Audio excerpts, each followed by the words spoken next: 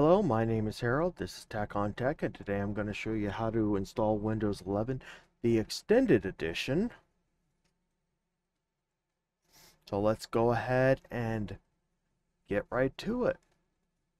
Alright, here we will need a computer to get started on this, because we'll need a computer to set up the USB thumb drive that we're going to use to install this. So let's start by getting a thumb drive together. Fact, here you'll notice I already have a thumb drive plugged in on a computer I'm borrowing from another project. Ignore the mess, but I've got a thumb drive already plugged into it and ready to go. So let's switch back over here. That's this thumb drive right here. It just kind of appeared when I plugged it in, so that made it pretty easy to get to. Now, we're going to destroy everything that's on it, so we're not going to worry about that there.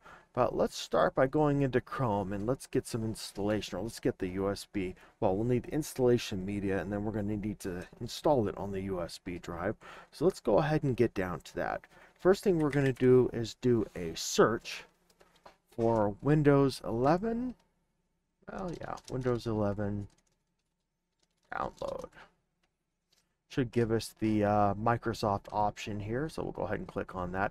I will also additionally include a link below in the description. You can totally use that.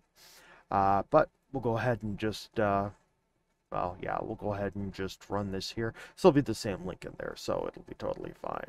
Alright, you can do the installation assistant, which has everything kind of combined in one package, so it will download it and install it on the thumb drive. I'm going to download that and show that to you. That's not what we're going to do today because we've got something that can do a lot better. But this is the normal, everyday, average way to download it and then load it onto a thumb drive. And I'll show that to you real quick. But before we do that, for what we're going to do, we actually want to go ahead and go down here to the ISO. We're going to click on that here, and we're going to click download. In fact, I'll go ahead and show you the download starting, but then I'm going to cancel it because I already have a copy of it. And it would, here we go, we'll go ahead and select a product language, English, and then confirm. Give that a second. I just want to make sure it starts downloading so you can see the download. So 64-bit download, Windows 11 English, perfect, and there goes the download. Now, as I said, we already have one, so I'm not going to run that there. The download will normally, unless this has been changed, go into your downloads folder under your regular name. If you don't have that, you can just click on this here on the bottom, and it'll bring up a, here, I'll show you exactly what it'll bring up. It'll bring up this right here, in which case you can just double click on downloads and it'll appear right here. In fact, it'll be this, but it'll appear right here in this window. So that's where you'll find that. In the case of using Microsoft's program, it's not going to let me run it, but oh well, that's okay. In this particular program, what it'll do is you'll load it. It will ask if you want to download the ISO, which is basically the same thing as doing this, or it will ask if you want to just download and set it up on a thumb drive. So you will click that, and then you'll have the thumb drive in there.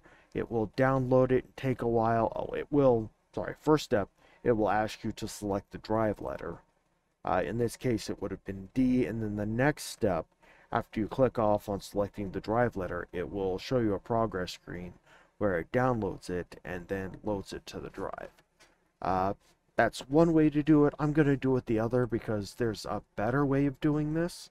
So while you've got the ISO downloading there, we're going to go to a website called rufus.ie, and we're going to program or download a program called Rufus. Give me a second. Let me make sure I've got this right. This link will also be in the description. Alright, we're going to go down here and we're going to download Rufus 3.20. I'm going to skip this ad, and then we're going to go ahead and run this.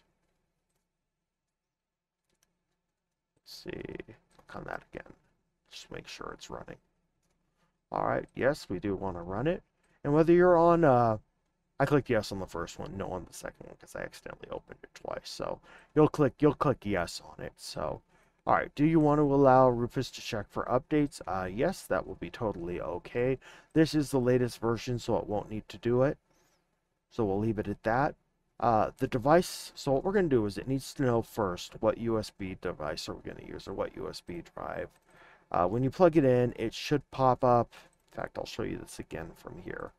You'll click on this, you'll go to File Explorer, and then over here on the left, you'll see a drive pop up. It's a little bit different in every version. Basically, you just want to be able to go in here, point it to the drive letter that the USB drive is. In this case, it's D:.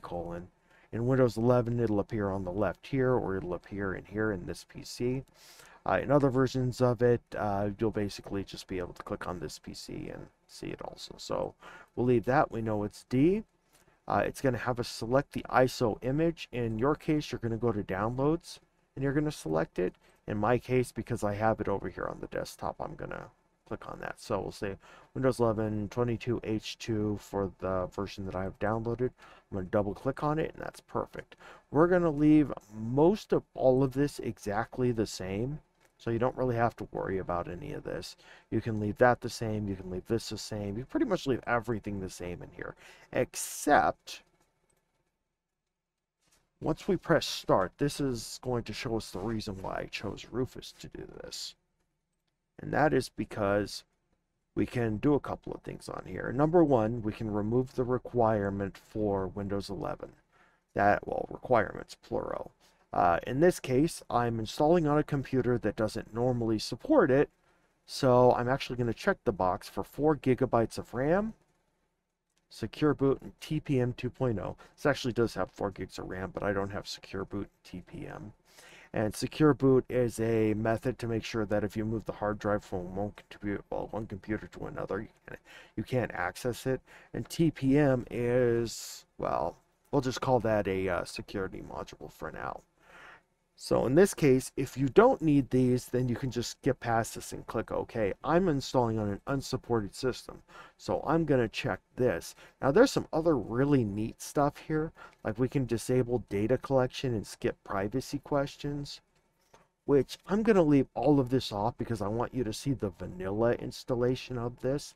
In fact, I've got a Microsoft. We will need a Microsoft account to log into to set this up, because it does have a requirement for it. We can remove it and just have a local account, but I'm going to enter in an online Outlook.com email address, and you should know you either need a Hotmail or an Outlook address, or you need to go in here and you need to disable this so it can create a local account. So if you're not sure, just leave the rest of it, or just leave all of these off. If you know it's an unsupported computer, check this. Same thing, I have a Microsoft account or just a Microsoft email account we're going to use to log in, so I'm not going to check this. I want to show you all the questions and stuff like that formally, so we'll just keep the rest of this vanilla. Same thing, set a local account and set regional options, the same as what I have here. I'm just going to select this one, click OK, and then same thing, it's going to destroy all the data on the device. Let's click OK. Let's take a second while it's doing that. And let me just kind of tell you that you should additionally, before going in and doing this, have a backup of the stuff that's on the computer you're going to do this to, because we're going to go in and we're going to kind of just delete, destroy everything that's on there. In this case, I'm actually going to use this computer to do the install, so I'm setting it up on this computer. I'm going to restart and then, well, reinstall it on this computer.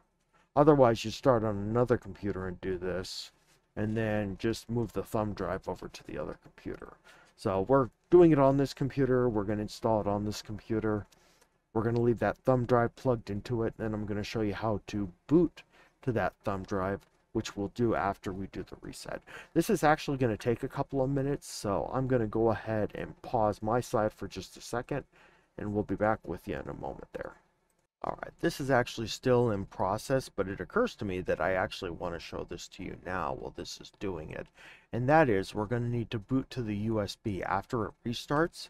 And for that, most computers have a key that after we turn the computer on, we can start tapping it over and over and over again, and it'll bring up a menu that we can use to select to boot from the USB drive. Now, this is a Dell computer, So what we're going to do is we're going to type Dell boot menu key, and we'll just look up their perfectly normal average key, which is F2 or F12 to get into the boot menu. You know, actually, I don't think this is a Dell. No, this is an HP. So for Dell, it's going to be F2 or F12. For HP, although I have this memorized, I want to pull it up anyway here. For HP, Escape will bring up a menu. That's actually to get into the BIOS and the other stuff. You don't have to do that on an HP. You can just start tapping F9 when you turn on the computer. And I've got it set up so I'll be able to show you the menu as it comes up. Toshiba is, in fact, let me pull my notes on that. Toshiba is F12.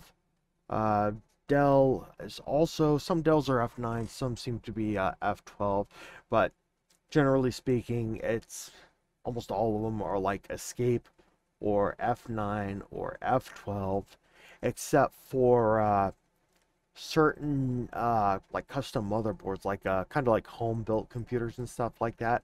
For those, you have to go into the BIOS and tell it manually to boot from it. I won't have the time. I won't be able to do it here. But if you do have trouble with that, just you know, pull up a YouTube video and just do a quick type in for changing your boot menu on maybe whatever motherboard you have, and it should get to what you're looking for. But for everybody else, it's either going to be F9, F12, or F2, and yeah, you type in your computer here, and you just type in your computer followed by boot menu key, and you can generally get the boot menu key to pop up right here. In this case, I know it's F9, and that is correct. So I'm going to completely power off the computer, and then when I turn it on, start tapping F9 over and over again to get that boot menu. The other thing that's really helpful to know is the vendor who made your USB thumb drive, because that's something that will pop up and we're probably going to know. Actually, as long as we have it in Windows, let me show you how to find that information real quick. Let me go to Properties. We're going to go down here to Device Manager. We're going to go down here to Disk Drive, and then here we go. Here in Device Manager, this is a vendor code, product code, USB device. This is the USB thumb drive. That is D:, and we're going to want to know that because it's going to ask us what do we want to boot into, and because there are multiple options, we want to make sure we know what the USB drive is named. Alright, same thing. I'm going to go ahead and pause it on my side for a second and follow up as soon as this is done, and then we'll reboot the computer and get the process going. Alright, it is at 99 of the copying job. Should be just about done. It's applying the customizations. They're just going to let that finish itself up, so we should be done here in about 1 minute. Quick note while we're about to do this, and something I came across today that kind of makes sense. When you plug in and do this, make sure the USB drive is plugged into either a port that looks blue instead of black, or one that says SS or super speed below or above it.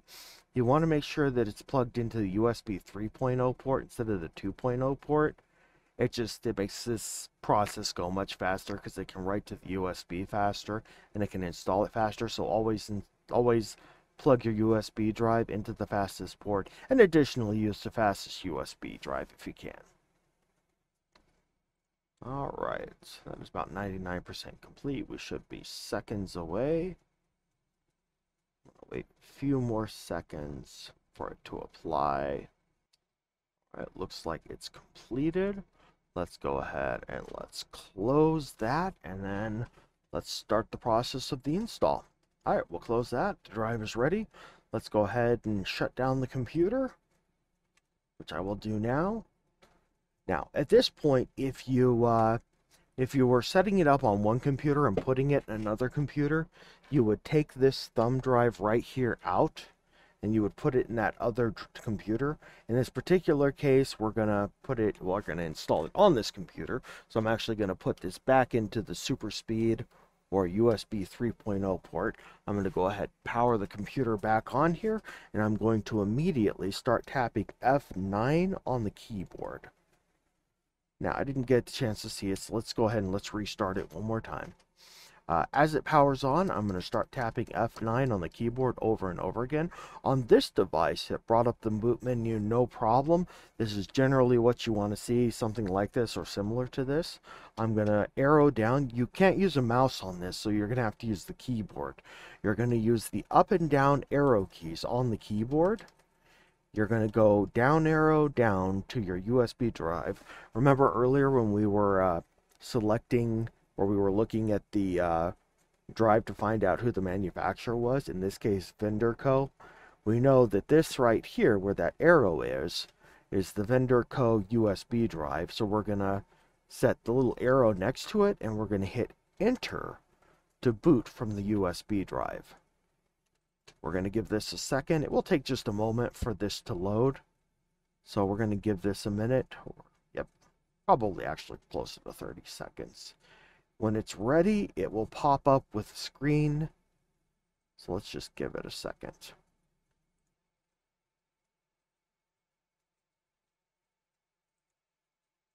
All right.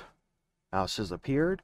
We have our language selection, US. We can leave these all the same. We're going to click next. We're going to left click on install. We'll give this a second to load up. Now at this point, I should probably tell you, if you have multiple drives plugged in and you don't want to delete them, you probably won't delete them if you're familiar with how to do this. But you should probably not have any other drives installed to prevent you from making any mistakes if you have like another hard drive or something in there. In this particular case, it's time to enter in your Windows key. If you have a computer, well, okay, if you've done the ISO and you've done everything I've done to this point, you can actually just go ahead and put I don't have a product key. If you already had Windows 11 on this computer, it will authenticate it the second it goes online. So we can just click I don't have a product key for now, and when it goes online, it'll remember your computer, it'll authenticate it, and it'll activate, because activation is something you have to do on every Windows product. It will do it automatically if it was already on that computer. If it wasn't on that computer, you need to purchase Windows and enter in the product key here. In my case, I'm going to click I don't have a product key and just skip this for now. Alright, in this case, you're going to select your version of Windows. Probably should have checked that before we restarted, but I can tell you right now it was Windows 11 Pro. So I'm going to go ahead and select Windows 11 Pro. And if you're not sure, I would probably just go with Home Edition. That's what most computers tend to be. I believe if you select Pro and you have Home Edition and you enter the key for it, it'll just cut off the features. So aim high and go Pro if you're not sure, and it should self-correct. Alright, I'm going to go ahead and I'm going to do a custom install. If you already had like an operating system on there like Windows 10, and you don't want to delete everything that's on there, but just upgrade it to 11, you can do the upgrade. But what I'm going to do is the custom install, and then I'm going to start systematically deleting all these partitions. Partition is like folders on the drive where it stores information. Kind of like, yeah, kind of like files and folders, but a little higher up in the hierarchy. So what I'm going to do is we want to completely clean install, so nothing on the drive. So what we're going to do is we're going to highlight each of these partitions and we're going to delete it. And what that's going to do is turn it into unallocated space. So we can't delete unallocated space, but we want all of these partitions to be deleted, and the only thing we want left on the drive is unallocated space. Note that doing this will delete everything on the drive, so just make sure you have a backup first. Alright, once I only have unallocated space, sometimes you may get something weird where there's something else that you just can't delete, something besides unallocated space. In cases like that, they're weird partitions that sometimes just stick around. I've been able to install Windows irregardless and never had any problems with it, just as long as the majority of the space is unallocated so that we can use that to install Windows on. So I'm going to go ahead and left click so it's highlighted, and I'm going to click next. and it's going to begin the installation. It's basically going to move down this list, and after it says finishing up, it's going to go through a restart on the computer. Same thing, I'm going to go ahead and pause parts of this and pop in here and there so you can see what it's doing, but it's just going to kind of work down these items, copying Windows files, getting files ready for installation, then installing features, installing updates, and finishing up. So I'll go ahead and I'll jump back and forth on this, and we'll just kind of let this complete. All right. Those two boxes are done. It's in the process of installing updates as we speak. So far, so good. Same thing, when it gets to finishing up, it's going to pop up with a box, and that box is going to have like a thing coming across. It's going to want to restart the computer. Perfect. All right, let's go ahead and restart now. Now, if you went into the BIOS and you changed the boot order, you're going to want to remove the thumb drive. We told it to load from the thumb drive by using the boot menu, so we don't have to do anything. So it's just going to load right to the regular hard drive now. So it is now officially loading Windows 11 on the hard drive for the first time. So let's give it just a second there to do that. In fact, I've got a little light on the thumb drive, and it's kind of just going crazy over there, but looking good. Now, the next part of this is the setup. I wanted a chance to kind of walk you guys through this. If you checked all those boxes back while we were setting up the thumb drive, a lot of this you don't have to worry about. You won't even see. But this will be about as vanilla as you can get. So you should see everything. I'm going to go ahead and kind of walk you through it. Kind of show you what settings I prefer. And then we'll have to we'll have to connect it to either wireless, or we'll have to connect it to Ethernet. Basically, Windows 11 needs a, normally, unless we did that thing with Rufus and disabled it, needs an internet connection, and you need to enter in a Outlook or Hotmail email address, which is already ready and standing by. So we're waiting on that right now. We're waiting on this to, waiting on this to get to that point, and then we'll enter everything in and get to the desktop. All right, I should also add that at this point, we are totally done with the USB thumb drive, so you can remove it. All right, looks like it just changed screens, so we should have the desktop coming up here pretty quick with the startup. Oh, correction. It looks like it's going through a reboot process. Okay, no problem. Give this just a few seconds to finish loading up again. It will restart a couple of times throughout this process. In fact, while it's finishing up, let me go ahead and tell you about drivers. Now, Windows 11 is better than any operating system that preceded it. It actually has a massive driver library, so on most computers you won't have to do any installation of drivers. In fact, this computer I'm installing it on doesn't actually require any drivers at all. And for the ones that do, its ability to automatically update and install drivers is unparalleled. So it will actually just automatically install most drivers if you allow it to, but you can also go into Windows Update and force driver installs and tell it to. So in fact, actually, if you go on optional updates under Windows Update, you can go in and manually tell it to install the drivers from online if it doesn't do it automatically. I will show you a couple of different methods of that, and I'll show you kind of how it's supposed to work and what you can do if it doesn't. But first, let's go ahead and get the setup done. So let's go ahead and choose the United States. Yes. If you're in another country, of course, choose that other country. Now, it should at some point ask us to connect to the internet. That's probably going to be the next step. All right, US. We're going to go ahead and do yes. We'll just leave that default. I'm going to skip because I don't have a second keyboard layout I prefer to use. All right, Wi-Fi. It will need Wi-Fi for setup. Let's go ahead and connect to the local Wi-Fi network here. All right. Next, let's go ahead and connect. Every Windows installation from here on out is going to require this, so I figured it would be good to show everyone this. Give that a second to connect. It's probably going to want to look online and check for updates and stuff like that, so we'll let it do that. Although I should note that this is the latest download and the latest ISO image, and there shouldn't be a whole lot of updates or anything this will need to do. Alright, it wants us to name our device. This is not the email address, this is the computer itself. I'm going to give it a generic name. I'm going to call it, no, let's not call it Dell. There we go, we'll call it HP. Next. It's going to have a couple of privacy questions it wants to ask us. There's some of these I'm not going to do, and some of these I am going to do, because they're not all technically required. Alright, looks like we're back in the setup again. Alright, we're going to set this up for personal use. If you're a school or you're doing it for work, you would use work or school. Pretty self-explanatory. And it wants us to add a Microsoft account, so let's go ahead and do it. I have a Microsoft account standing by, so we're going to use that.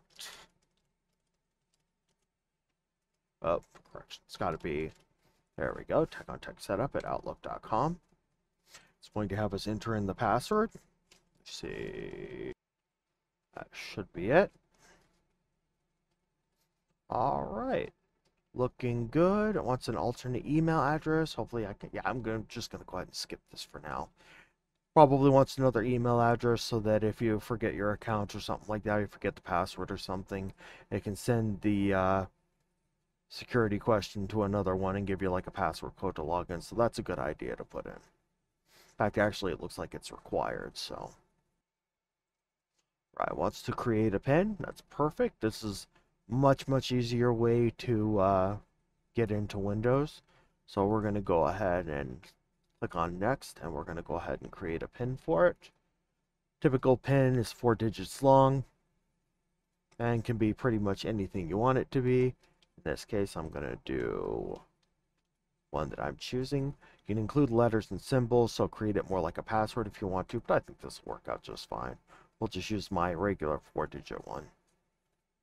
Yeah, while I'm waiting, part of these videos is to try and show as much as possible just in case you run into problems, so that you can see how it's absolutely supposed to work. Hopefully these more thorough videos will work better for some people who are having problems.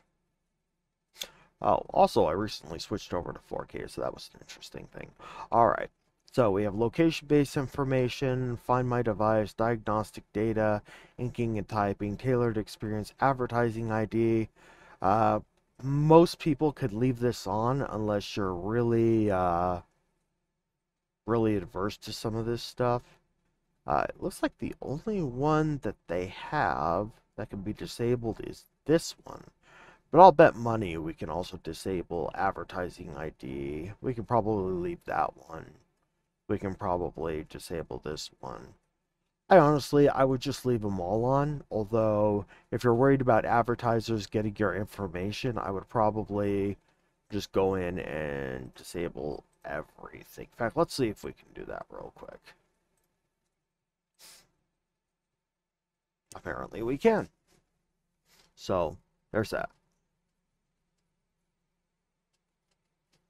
Alright, let's customize your experience. I will skip this part. I will let other people show that and play with that. I think we'll just go with the regular setup. We'll go vanilla. We'll go as vanilla as possible. Alright, use your Android phone from your PC. I don't think I want to integrate or connect my phone to my PC. I did this once and it was a nightmare. Just completely, utterly drained the battery on my phone. It just was a very unpleasant thing to do. It's really neat. It allows you to get pop-ups for text messages and phone calls and stuff like that, but totally not worth it. Alright.